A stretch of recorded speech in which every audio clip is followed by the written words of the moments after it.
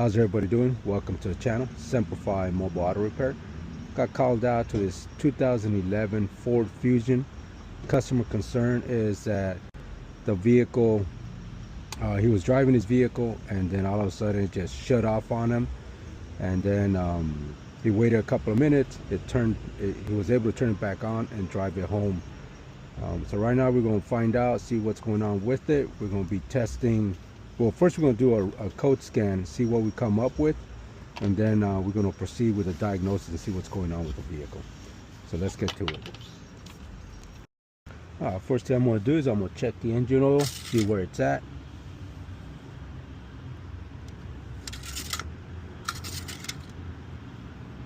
Oh man, this thing is bone dry.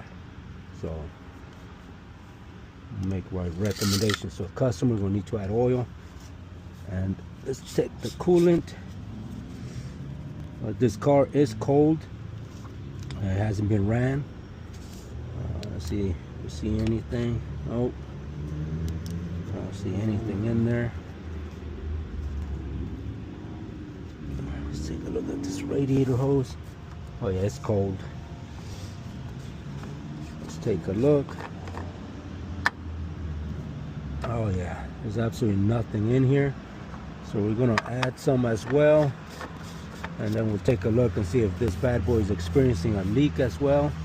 But let's go ahead and connect our scanner and go run a code scan. We're going to keep in mind all these things, but let's go do a code scan and see what we find. Alright, so the customer had some oil, so we're going to go ahead and add some oil to this vehicle.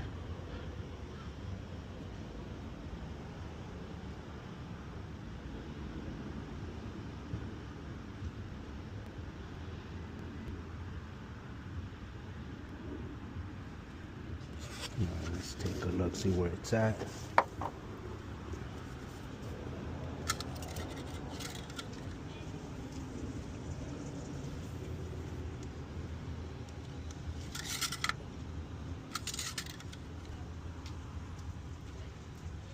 All right.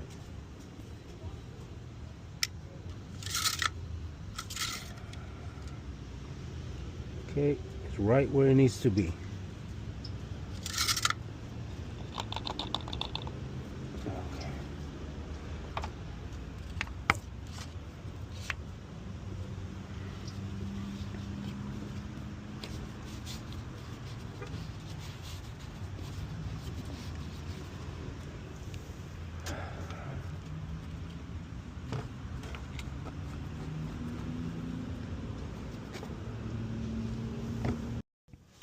All right, so here we are on the vehicle. Let's see if we can do a code scan and see what we find.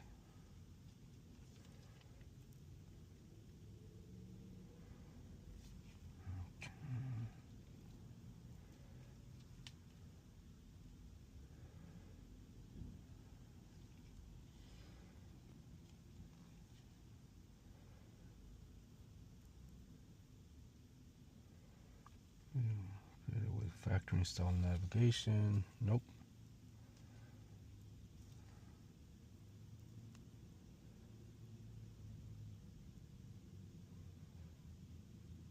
Okay, let's do an auto scan.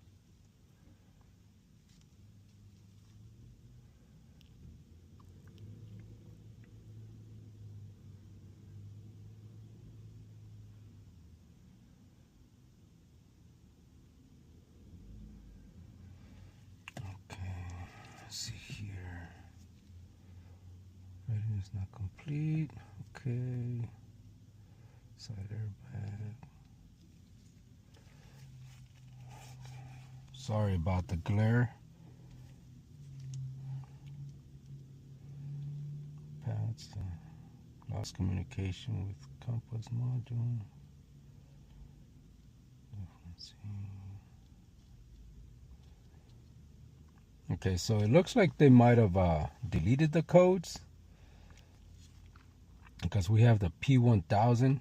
That just tells me that the codes were deleted. Then it has a airbag deployment. This one's a concern. The passive anti-theft system, target identifier.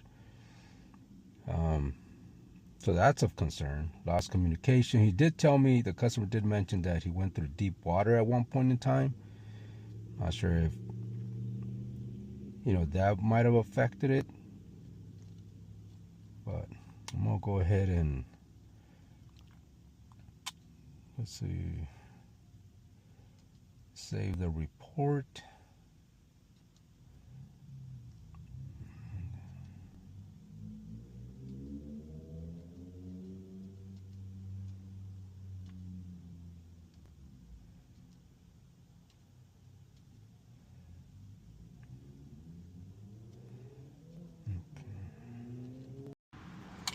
All right, so we just added some coolant to the cooling system.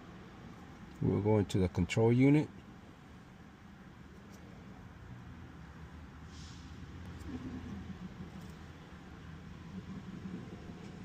We'll go into live data.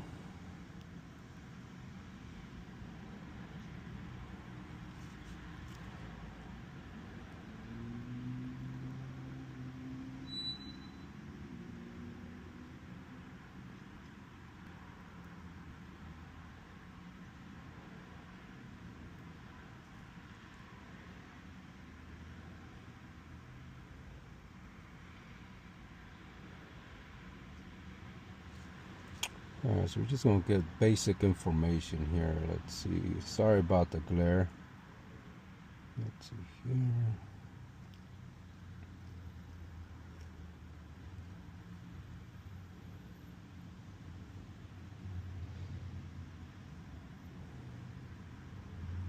Okay, so we're going to get the barometric pressure.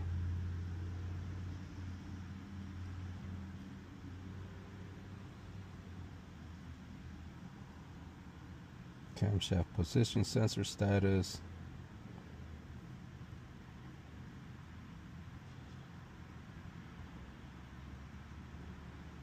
We'll get the cylinder head temperature.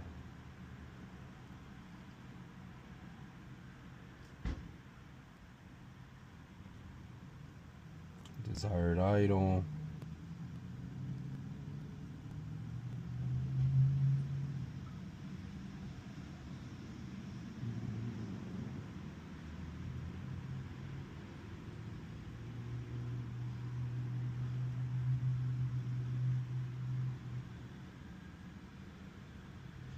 The RPM.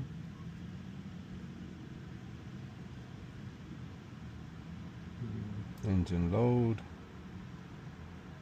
The lambda, bank 1 sensor 1.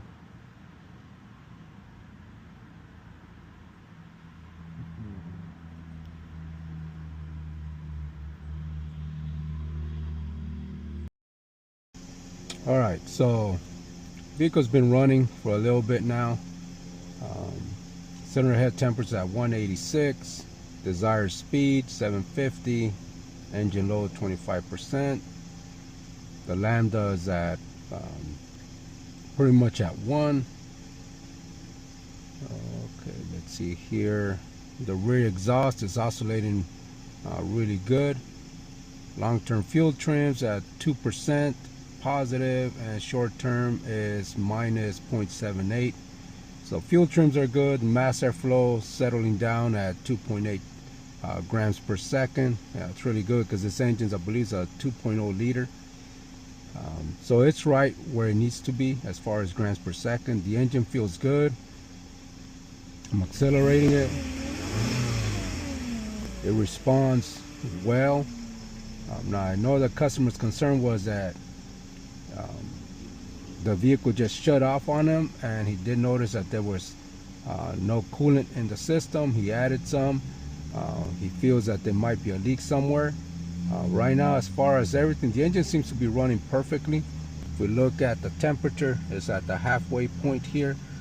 So what I'm going to do is I'm going to go over there, take a look and see if I see any leaks, and pressurize the cooling system and see if we find anything out there. So let's go to the front engine bay. All right, so we're going to go ahead and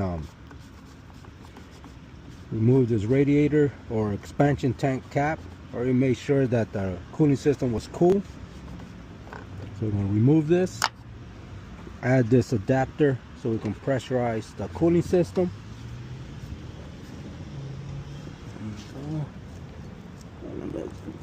Make sure it goes down nice and smooth. There we go. Alright. Let's hook up our pump. And this is 16 psi system, so we'll probably pressurize it to maybe 10 psi. See how it responds. Alright. I can hear something.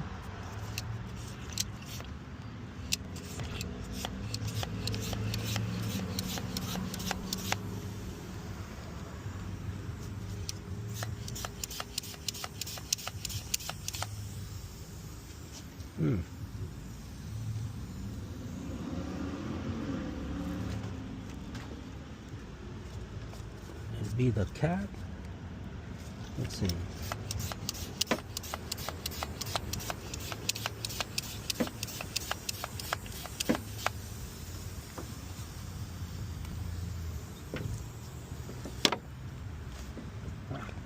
Definitely hear a hissing sound.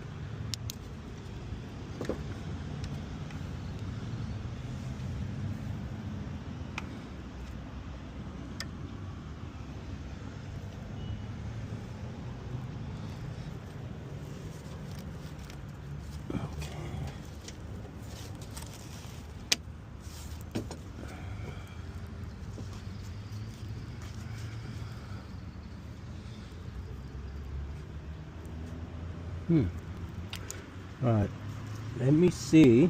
I'm gonna try to pump it one more time. It's not holding pressure.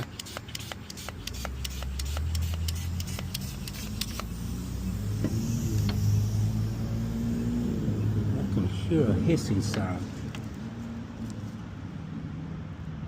Let me try a different adapter. All right, so I just installed this universal adapter. See, this helps it out seal better. So let's see if we can pressurize it.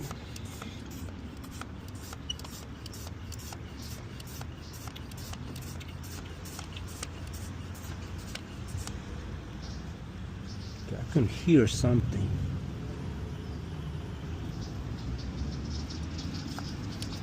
Oh, there it is. It's over here.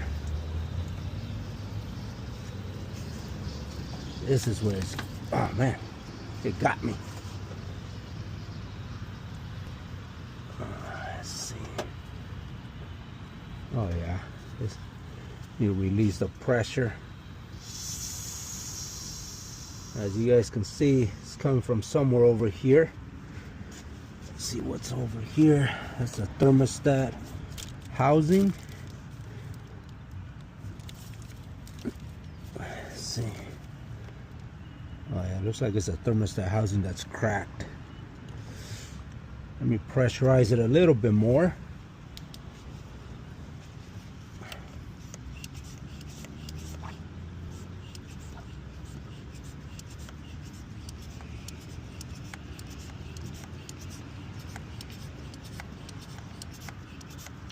Let's see.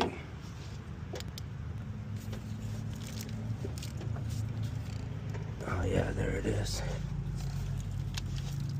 Yeah. There it is. Looks like it's a thermostat housing that's cracked. Let's see. I'm going to release the pressure. Okay.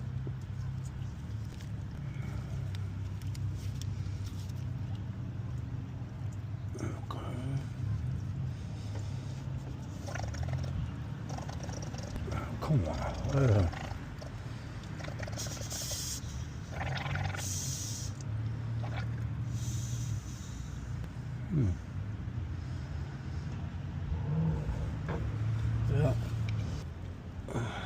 Yeah. All right. Well, I'm gonna let the customer know on my findings.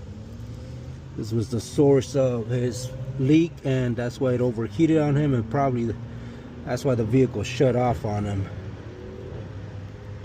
Yeah, but as we can see right there, it's just slowly coming out. Yeah. All right, well, let me go talk to the customer.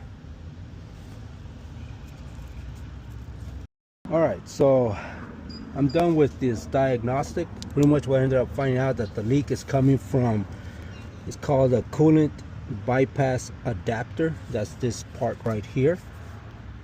So I'm going to present my findings to the customer, see what they decide.